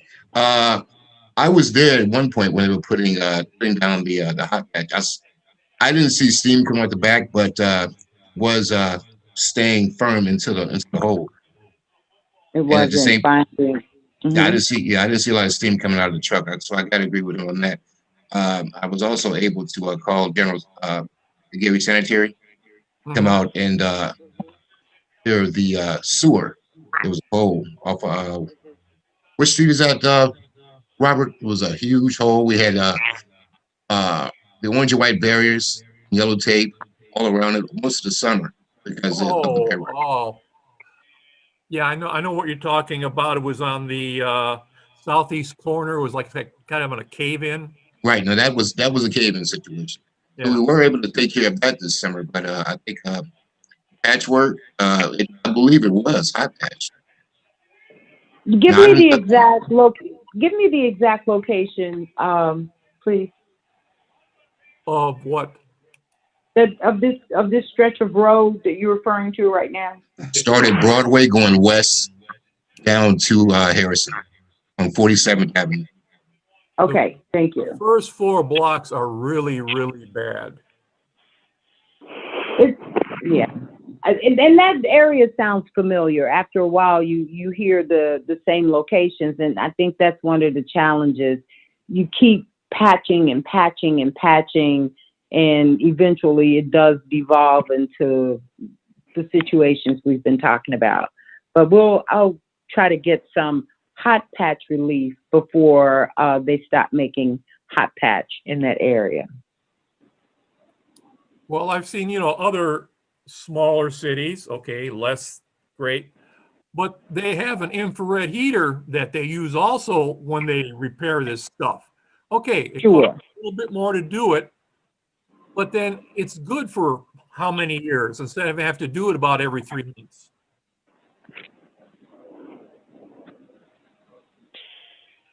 Well, that is, I'm sorry. No, this is Ms. Starks. I didn't really introduce myself. I'm the Deputy Chief of Staff for the mayor. It's a newly appointed position. And I wanted to kind of address the group here. We have noticed that there are a lot of areas of concern. And even with the onset of the chief mentioned of new residents into the city, we have to make sure that those residents do become residents of Indiana, as we do look at the wheel tax that does have a lot to do with some of our funding. So that's one of the challenges also, is that we have to kind of train the new residents on what the requirements are to live in the city, because those dollars add up. And if you know something, say something. We said that a couple of times already, but we have to take advantage of every dollar. I'm looking into new grant opportunities. The team is really actively looking at how we can form new relationships with Lake County and with the state to try to bring some light to some of the issues in the city of Gary. So we're taking a really aggressive approach. It's just that in 1 year, or we're in the 11th month under COVID, you haven't really seen the things materialize. But I can guarantee that this administration is working actively to try to address those concerns. I have family that lives in those areas that you're talking about, and all the concerns that you guys have are some of the concerns I have on a daily basis. So I say, if those are my issues, those are the issues that I really fight for, because I know how it becomes an inconvenience to live in our community. And I want to take that nuisance away. One of the things, if we pave the streets, I think it would become a more viable place to live, where we just clean up and pave up, and then we can build up. So those are kind of the concepts that we're working from, looking at the ground floor and then working around that to build a better foundation. So I just want to assure everyone on this call that everything that you mentioned today, everyone is taking those notes down who's on the call today, and we're going to really address those concerns. So please do not hesitate to call into the City Hall and put into that 311 request, and we're going to try to revamp it and give updates to the community as to what's going on. So that's one of the other components of it, to give the citizens some feedback into what's going on in the city. I think that's a component that's been missing. You know, you report some things, but you never know what happens after the report is made. So that's one of the activities or the objectives for us going into 2021, is to create some type of community feedback and engagement, which will be coming out of the office that I manage. I just wanted to add that to the. I'd like to I add have something. a question. Ms. Starks. I actually have a question. For me? Yeah, it may be for you because you Okay. just you just said something about the wheel tax, and you know, my husband probably looks at these things a little bit more than I do. I'm the medical side. If you ask me about COVID, I got you. But my question is the wheel tax is when a person, we pay that on our registration. Am I correct? So all of those people that come into the city who have, I guess, newly or some not newly residents of the city, because I've been seeing a lot of people, even in the Morningside division, that have lived here in the city for more than a year or so, and they still have Illinois plates. So how do they, and this may be a question for the DMV, but how is that kind of controlled? Because, you know, it's a little unfair. They're living here and they're not paying the taxes that I'm paying religiously. Oh, I can't hear you. I think you're muted. Okay, that's exactly what I'm saying, is that we have to know that those license plates that are long-term license plates is dollars that's missing in our community. Absolutely. As a community effort, we're going to put out a campaign to let residents know, and people, and especially we have a lot of renters in the area, that there are requirements that you have to turn your license plates over to be a resident or a renter in the city. We have, for so long, we have allowed some behaviors to go on that now when it's challenged, people say, well, I've been doing it for years, and that has to end today. And that's what we're really trying to get out on the street, that we have new procedures that's going to make this a valuable place to live. You know, I have a child here, I have residents here, I have people who I care about, and this is the long haul for us. This is where we're raising our families. So it's going to take all of us to kind of manage and be the community police that we need to tell the information. So yes, I see plates all the time, and I say that's the dollars that we need to pave these roads. So please, I'm actively asking everyone, do not hesitate to, I would rather for you to inundate the city hall with calls and let us know what's going on than for me not to have the information. Because that's the only way I can find a way to address all the concerns. So it starts with panels like this, for you guys getting the word out that we are addressing from the street. I'm going to have a street team of people. You'll probably see me more out, even in COVID, to try to navigate some of the concerns. And I'm working closely with the council persons to say we have to do this as a collective unit. It will not fix itself only by City Hall. City Hall is one pillar of it, but we're residents first. So taking that fact, how can we make our communities better? It's going to take all of us to decide that we're not tolerating. It's just at that point. And Denise, can I call you Denise? Yes. Okay, great. Hey, but also I want to add to Ms. Stark's statements. In January, I will be addressing the district with the plans that I have for the entire 6th district, some developments that we'll hopefully be moving along with fairly pretty soon, as well as a web page that will connect to the 311 and give you information for everyone that was on here as far as an email to advantage of that. And you see something going around in the neighborhood, a photo or something illegal, take a photo of it and drop it in the Dropbox, send it to me, send it to the police chief, send it to services, but let us know, because we do need your help. Because we're coming up in the winter, and I've walked this district for 2 elections now.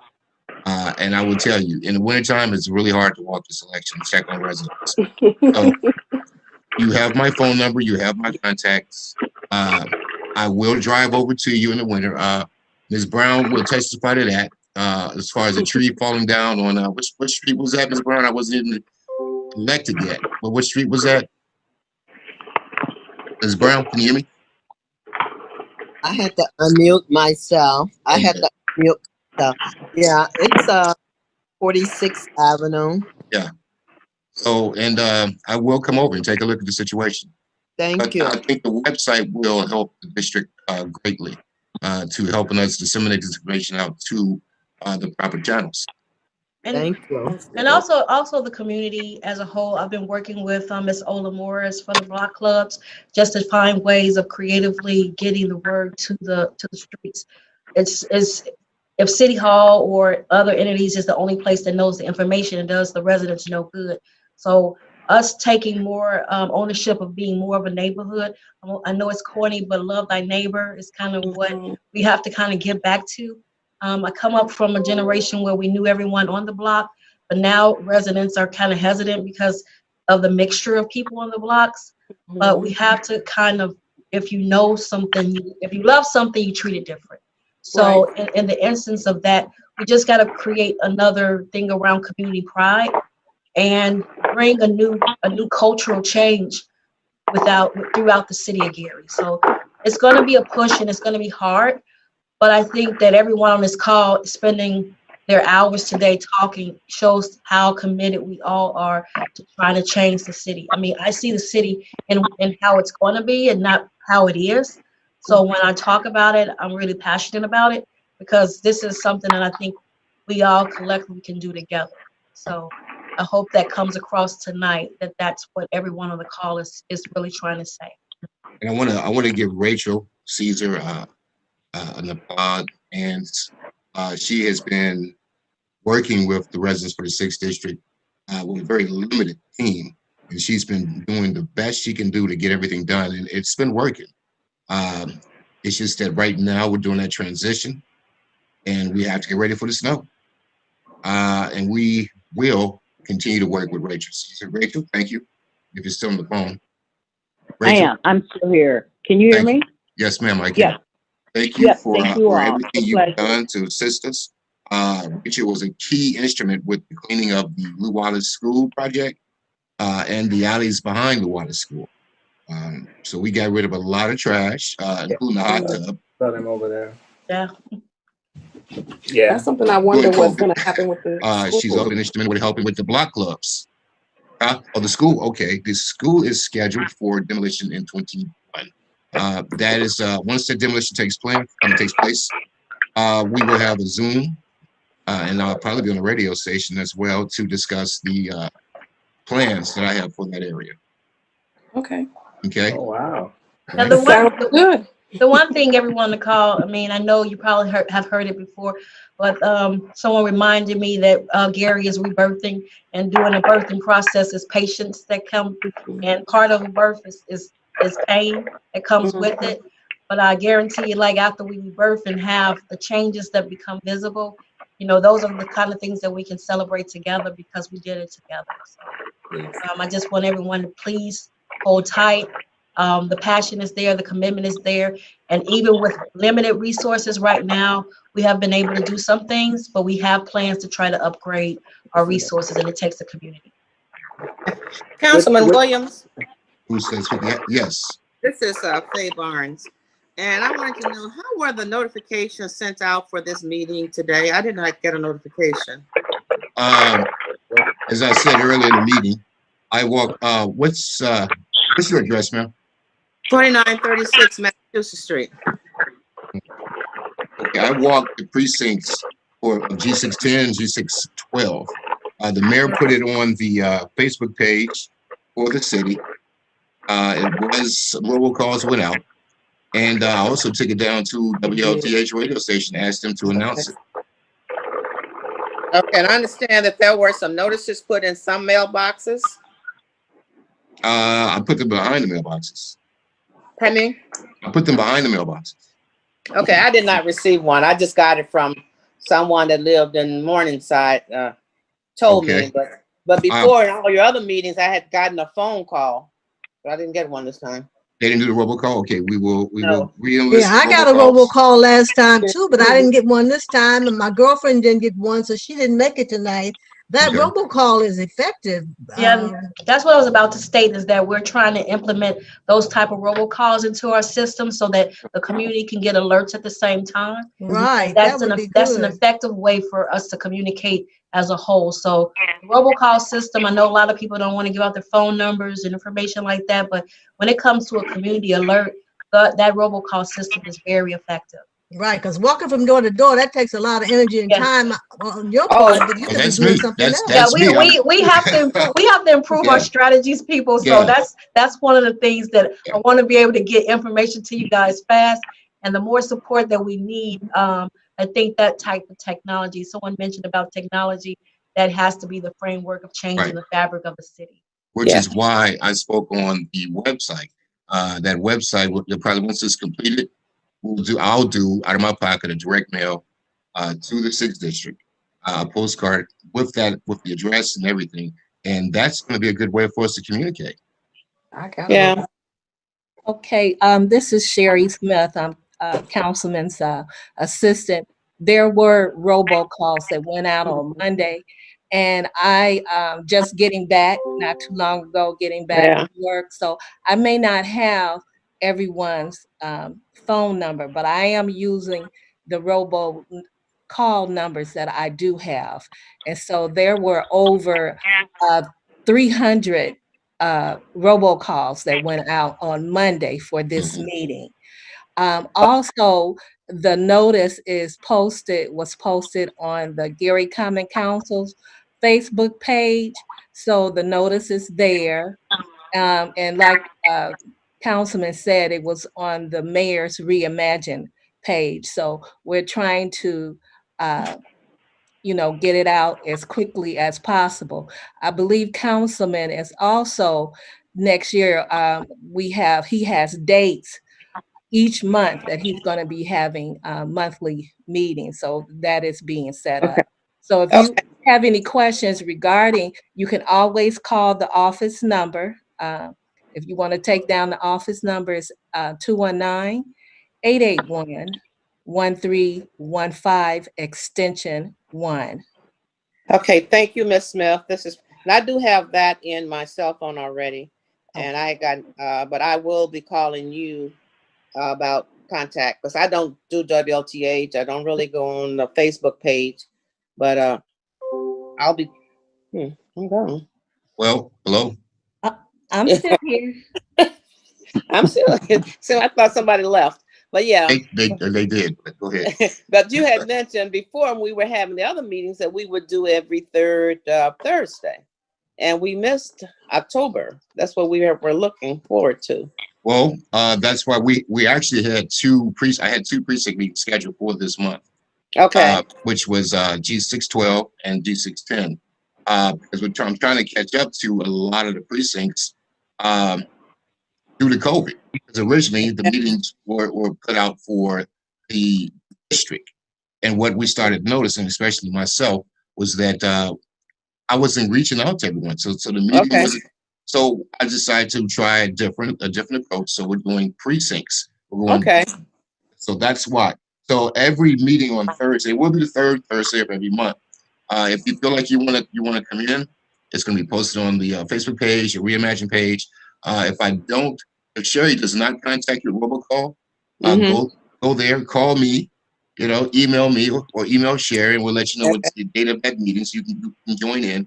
But the meetings moving forward are going to be for precincts. So I'm sorry. Go ahead. Yeah. So this was originally a precinct meeting. We combined both precincts for this meeting. This Zoom meeting was actually for G612, which is the Morningside. Let's see, 47th in Washington, Adams, Madison, down to 52nd. Okay. So that explains why I didn't get notified. Thank you. Okay, but again, please. Councilman Williams. Yes, Mr. Osborne, yes. I'm still waiting on that information that you said you would send me on the precinct number. What's your address, Mr. Osborne? 5115 Washington Street. I texted to you. Okay, I just said you are part of G612. Okay, I said I texted to you. You had asked me for it, but I never got a response. So I apologize about that, but your precinct is G612. Okay, thank you. Okay, all right. Let's see, there's one more thing. Oh, you all have my email address. Please send me an email. I have some information that I want to send you about I don't know if you're familiar with this, the side lot programs. And has anyone ever heard of the Gary side lot programs? No. Okay. The side lot you're saying? Yes. Yes, I have heard of it. You've heard it? Okay. Well, what have you heard about that? Can we I haven't heard anything recently. I've heard of the side lot programs, yes. Okay. If everyone sends me an email that's on right now, and if someone you knew that was on, they signed off, you can share it with them as well. I'm going to send you this information on this program. And it's about taking care of the property next door to you and how you can acquire that property as well. Okay. Councilman Williams, I have a few more minutes left. I've been over here. I have to go take care of my second duties, which is my child at this point. But I want to just thank everyone for allowing me to come on to this call today. It was very helpful for me. I'm glad I'm trying to introduce myself to the community. I've been a part of the community, but I've been kind of behind the scenes. And now it's time for me to kind of be in front of it to help, you know, the city to move forward. So like myself, I'll give you, if you want my contact information, feel free to contact me. My email is sstarks, that's SSTARKS @gary.gov. That's sstarks@gary.gov. And you can reach my assistant, which is Martha Lacey, at 881-1300, 881-1300. And I do entertain talking with the community. And I'm actually creating a community engagement team that encompasses people who come from businesses to churches to organizations to senior citizens to the youth, and we all come together to talk about the issues in the city and how we can collectively move the city forward. So that is something for 2021 that I am actively trying to get volunteers to participate in, as far as a forum that we will discuss how to move the city forward. So if anyone is interested, yes. Could you add in there how you assisted the 6th District with the dumpsters with the pilot program? Oh yeah, that was during the time we were down with COVID. I was actually the behind the scenes dumpster fairy, if you can call it that, because I made sure that all the block clubs or individuals who called in, that was our effort to try to address a concern of cleanliness in our communities. So I really did do my best to get dumpsters out in every district. And it was a pilot program because everything, like I said, everything has a ulterior cost. But I know that we had, I forgot the number of tonnage of garbage that we were able to collect, but it's an outstanding number of tons that we collected. I mean, tons. I don't have those numbers in front of me, but yes, I did help provide those dumpsters. We're reevaluating the program to see how we can make it a stable part of our community. But once again, we have to kind of manage the culture of our community first, because a lot of people take advantage of the resources and then sometimes they abuse them.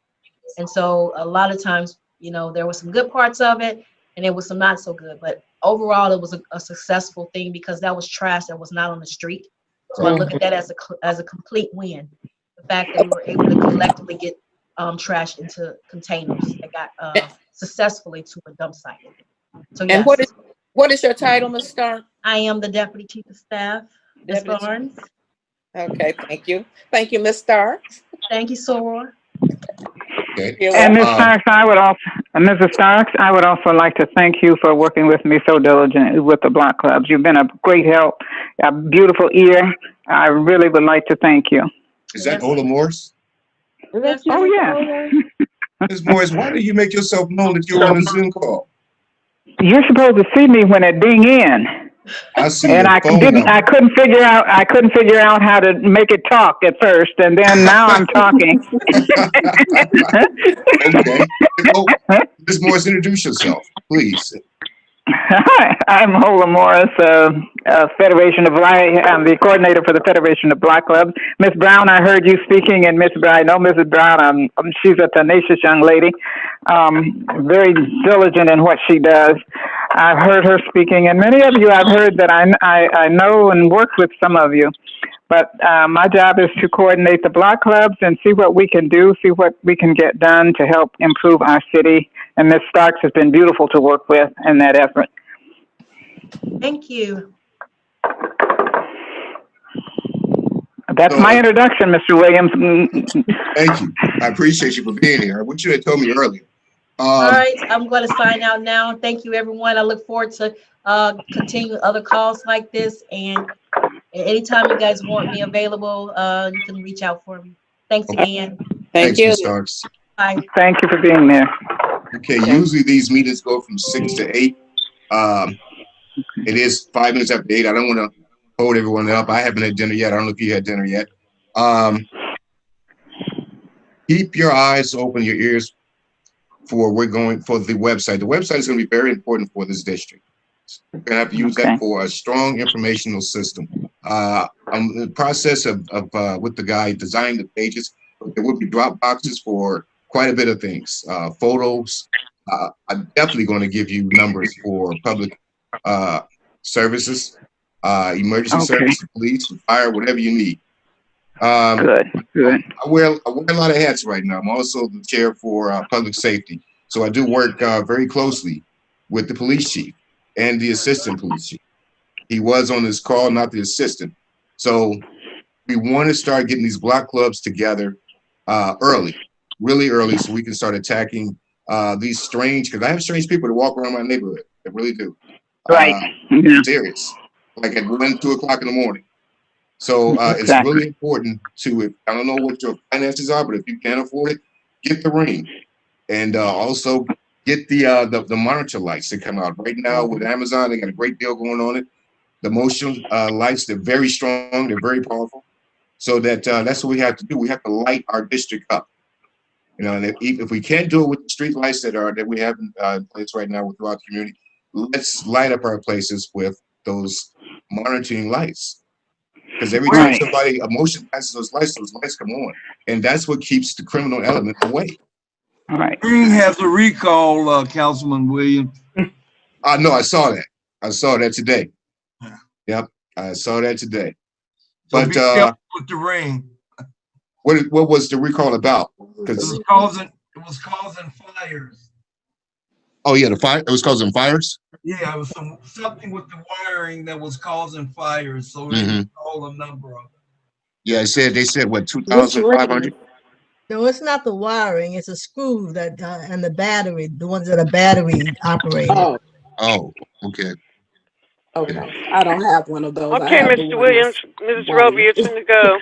Okay, Ms. Roby. Oh, by the way, Ms. Roby is a precinct committee person. Ms. Roby, give her your precinct area. G616. Okay, and she lives. G616. She lives on Georgia Street. What's the was it 43rd or 44th in Georgia? 45th. 45th in Georgia. Okay, so yeah, if anyone's I talked to the police chief about all the shooting and stuff, and he understood. He gave me some good ideas. Okay. On that website, you will see your photo of your precinct committee person, as well as myself.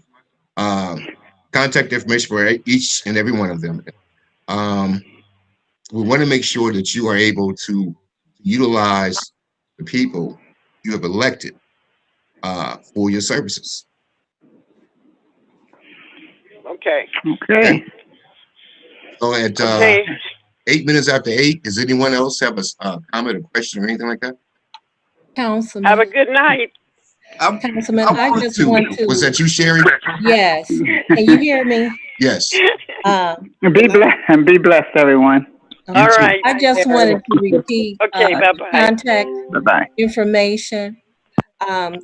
Once again, I'm Sherry Smith. I am the legislative assistant to Councilman Williams. And my phone number, again, is 219-881-1315, extension 1. And my email address is smith@gary.gov.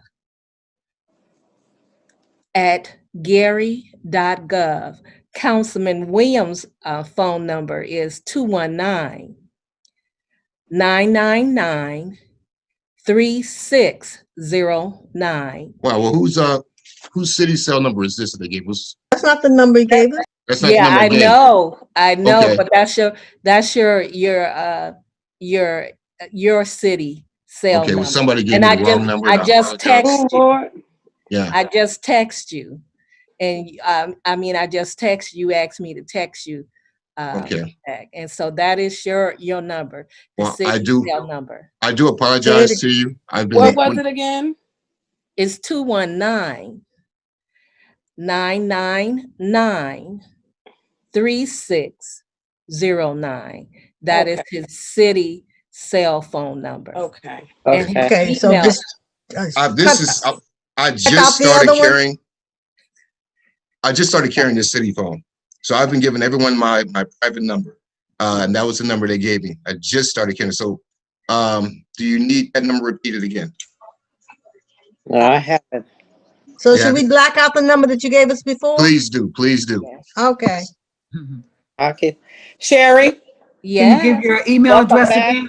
Okay. My email address is smith@gary.gov. Oh, wow. And I am the person that you usually speak to. I handle, if you have some concerns, I'm the one that sends in the 311s. I know that it was some of the people on here that I sent your request in, and I do inform Councilman about his calls and who calls him. So I'm the one that kind of handles that. And I apologize if you did not receive the notice about tonight's meeting. Sherry, it was not your fault. I'm not in that percent. This is okay, Faye. I know who you are. Yeah, I know. And I have spoken with you, but I Right, just want to exactly. give out the information again. And Councilman's email address, he did give the correct email address. Can you repeat it? Is D Williams at gary.gov. Sherry, Yes, sir. I just found out whose number that is. I just looked at the list. Oh, who? Please do not call that number. That number belongs to Councilman Godwin. So please, the number I gave out the first time. Oh, okay. All right. Please don't. I mean, unless you want to talk to Councilman Godwin, but that's his city cell phone number. Okay. Hey, Miss or Mrs. Smith, I think you're doing an excellent job. Well, thank you, Mr. Osborne. I really appreciate that. I do try. I do. Hey, one other question, Councilman Williams. Who is my precinct person? Are you gonna? You said you were gonna post that. I'm your precinct person. Okay, I didn't know that. I announced that at the beginning of the Zoom. I said I'm also your councilman for G612, the Morningside area, which is the precinct that you belong to, and I'm also your precinct committeeman. I don't have any other questions. Okay. Robert, I see you muted. Are you satisfied? Did you have any questions, Robert? Yeah, pretty much so. Might have shaken them up a bit. Hopefully it did.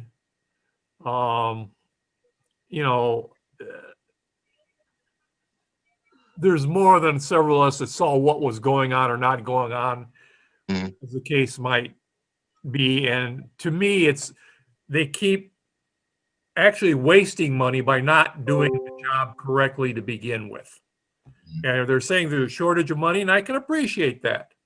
But that doesn't give you an excuse to keep doing it halfway 6 times a year. Okay. Well, I can honestly say that I have seen that hot patch truck move through the west side of the district, and I have noticed steam coming from it. So I can only say what I saw. That particular day, as I said, I didn't really notice a lot of steam. It could have been hot. It just wasn't as much steam coming out of it, but there's been areas on the west side of our district where you live at and I live at where I've seen the steam. I've seen the hot patch coming out. Well, what were you talking, like 47th? Oh, That's 47th, 45th, 43rd. I've seen it in several areas. This particular one was that bad stretch of 47th. I know. And she said she's going to take a look at that and try to get somebody over to look at it. I drive that same street, so I know what you're talking about. I mean, it's kind of hard to miss the potholes when the whole thing is one giant pothole. Yeah. Well, we'll say series, not one giant, but it was series of potholes. Yeah. Okay, Councilman Williams, thank you very much. And Make America Great Again. That's a joke. That's a joke. Okay, everyone. Thank you for joining me, and good night. You will get notice. And again, if you still want to join in on these Zoom meetings, even though it's in place for a particular precinct, you can still join in. All right. Just check your Facebook page, check the city's Facebook page, and if you don't, call me. I'll give you the information. All right. Okay. Or me, you can call me. Or Sherry, yes. Okay, thank you. Sherry, All right, you guys have a good night. You too. Good night, everyone. Thanks, Brandon. All right. I'm glad. They're gone.